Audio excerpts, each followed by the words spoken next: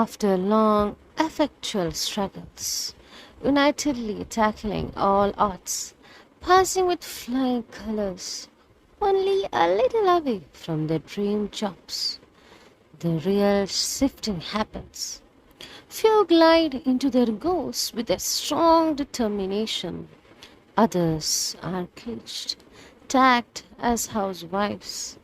Let's tear off this label and open up new horizons, while female literacy rate hikes up.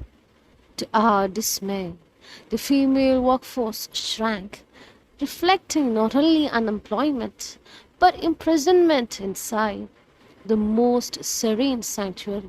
Let's check off this confinement and kick off development. If you are employed or not yet employed, say it bravely.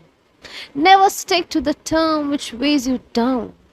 Let's refine ourselves for our passion. Thank you.